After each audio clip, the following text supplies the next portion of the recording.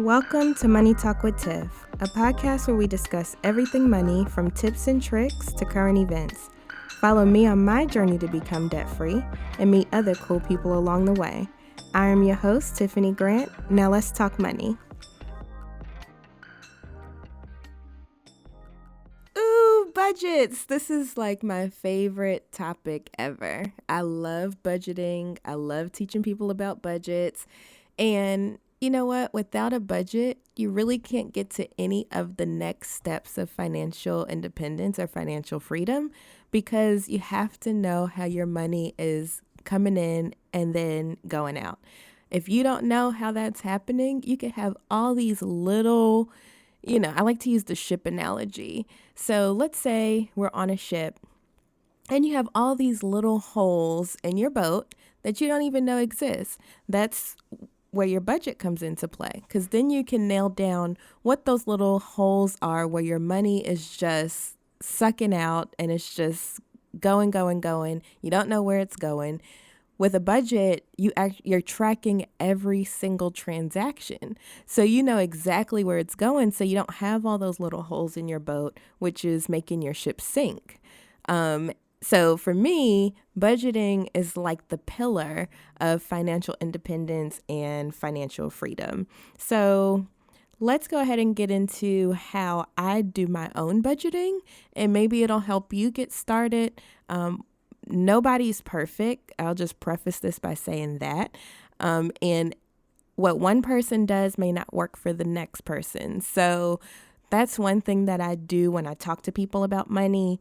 We nail down what works for you, because there's a lot of different ways you can budget. There's a lot of different ways to get your money under control. So personally, how I budget is I do my budgets ahead of time. So let's say we're in March. I will budget for April and March, and I put what my expected income is going to be from all sources, and that's at the top, and then I start working my way down. So I'll start with what's the most important, so that would be like housing and food and things like that, which would be at the top, and then as I work my way down, it'll be into the not so important, so like fun money, entertainment, things like that.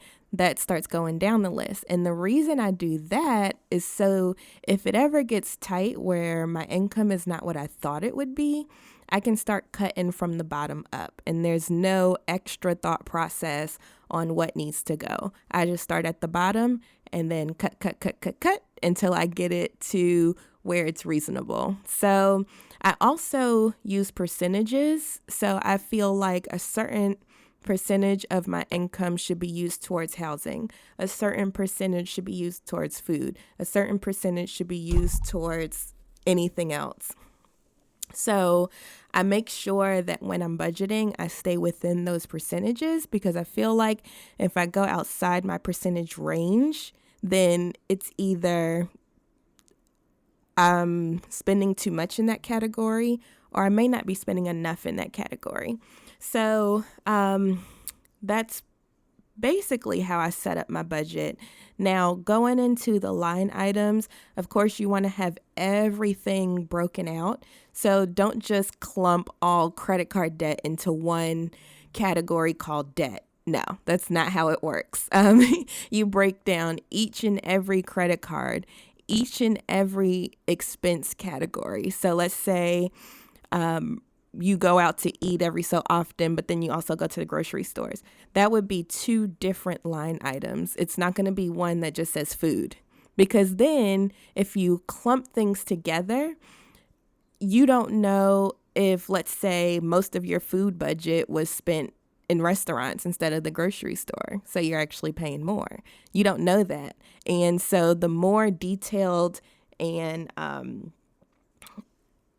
broken down you can get it, the more you can analyze your spending and see where your money's going. I also highly recommend that you have a blow money category or fun money.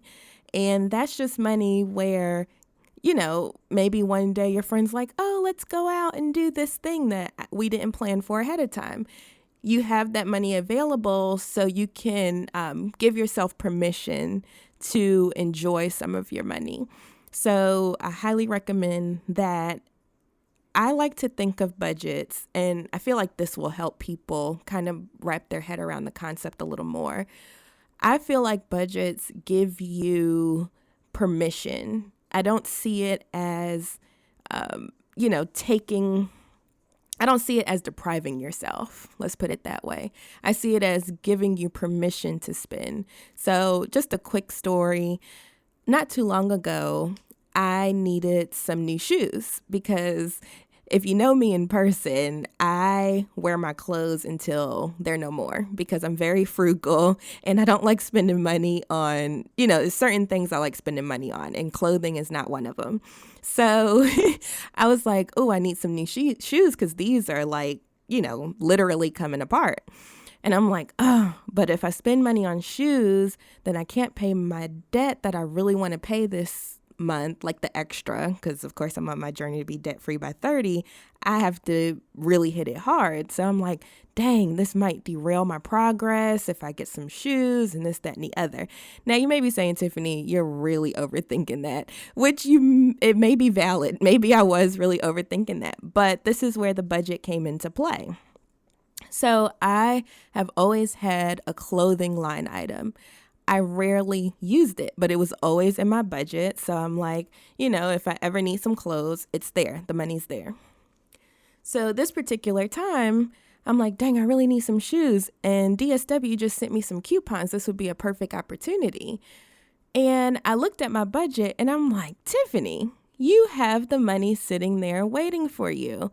Use it. Like, this is not going to derail your progress. You've already accounted for the extra that you wanted to put in debt. You've already accounted for, housing, food, all of that. Like, everything's already accounted for.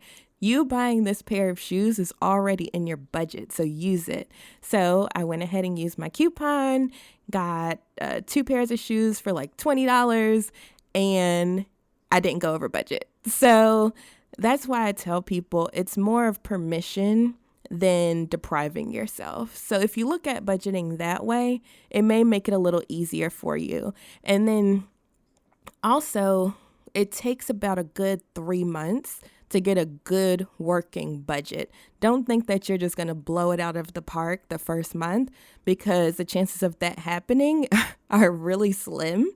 And even with myself, it took me a good 3 months or so for my budget to be where it was workable, where I didn't forget the subscription or, something that was coming out automatically that I forgot to account for. It took me about 3 months to get it right.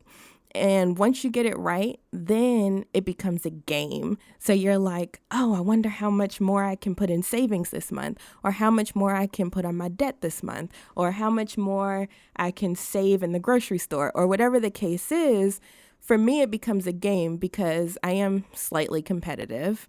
So I like to play against myself and see how much more I can optimize or how much more I can save. And for me, it's fun. So hopefully those budgeting tips help you in your journey to financial independence and financial freedom. And you know what? If you have any questions about budgeting, feel free to let me know.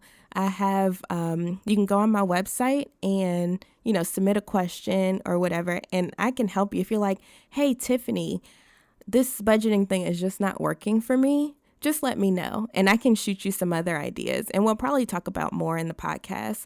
But anyway, I'll see you next episode. Thank you for listening to the Money Talk with Tiff podcast. For free resources and materials, head over to moneytalkwitht.com. And while you're there, why not sign up for our newsletter so you'll never miss an episode? Talk to you soon.